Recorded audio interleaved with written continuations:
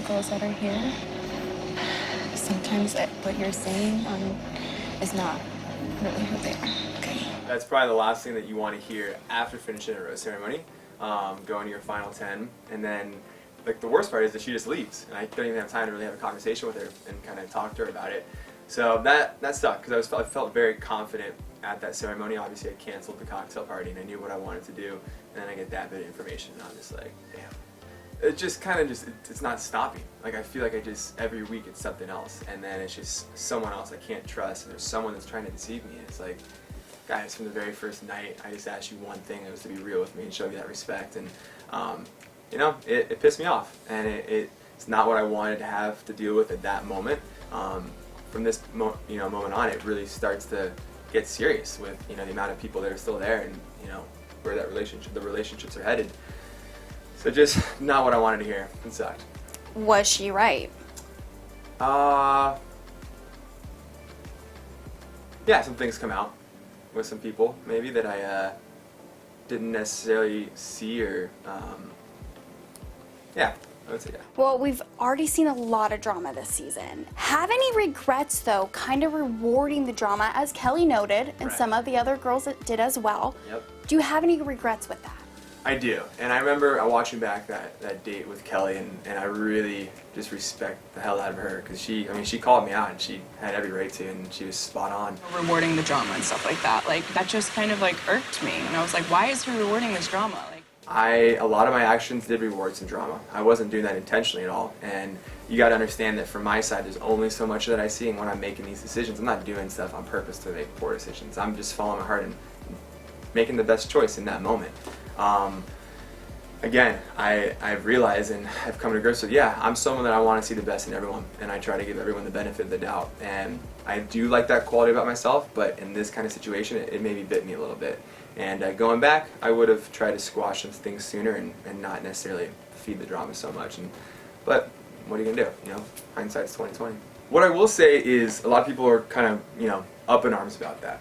And just to calm everyone down, I knew exactly what I was doing with my frontrunners. I had that all set in my mind. And the way the show goes, you have to get roses out every week, and you have to have a certain amount of people there. I still did my best to give myself to each relationship, but just naturally you're drawn to certain people and you have a connection. At this point in the journey, I know who my frontrunners are. And kind of the wishy-washiness and whatnot was, not with the frontrunners, but with people that I still wanted. I didn't know if I had known enough about them yet, if I wanted to stay by. And so everyone rest assured, I knew exactly what I was doing, I promise you. Right now, though, who are your front runners going into Wednesday night's episode? I can't speak on that. I'm sorry.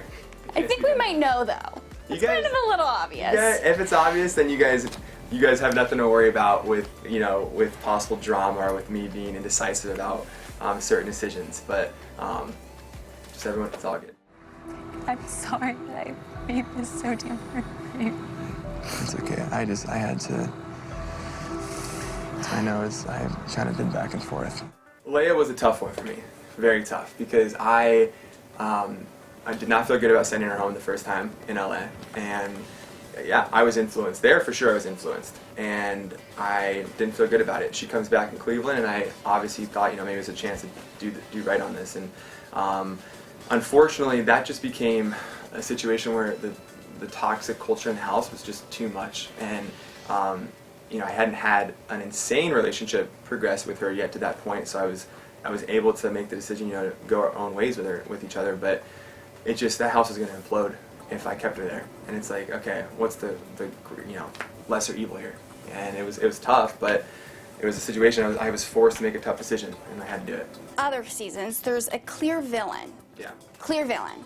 But I feel like with your season, each week, it's kind of someone new. Yeah. Why do you think that? Yeah, there was no clear villain for sure. I don't know if you could categorize any single person as a villain. I just think, yeah, there's certain weeks where people are shown more in the drama.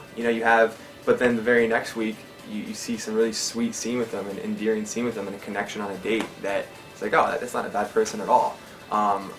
I definitely, yeah, did not have a clear-cut villain. I just had women that each week probably took the role of the drama starter, or, you know, having that continue and pushing that along, but no clear-cut villains, in my opinion.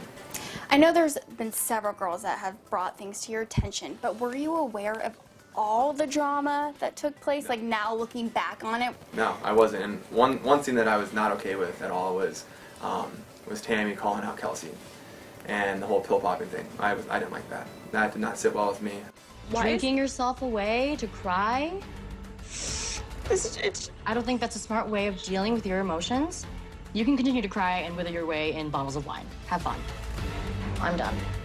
That's stuff that I truly never knew was going on, and it was sad to see them treating each other that way. I did not like it. Because that obviously changes your opinions on the women now, right? Yeah, I mean, how can it not? You know, watching this back, but you know, there's drama, and there's drama. There's two types of drama, in my opinion. The drama that's involved with when multiple people start to fall for the same person, and I've made comments about how I think that kind of drama shows this is working, because it does when it's involved with just the relationship. But the drama with women fighting against each other and attacking each other and being mean to each other, that kind of drama, no, does not prove that this is working. And I was never okay with that. And watching this back, it's like it's sad for me to watch.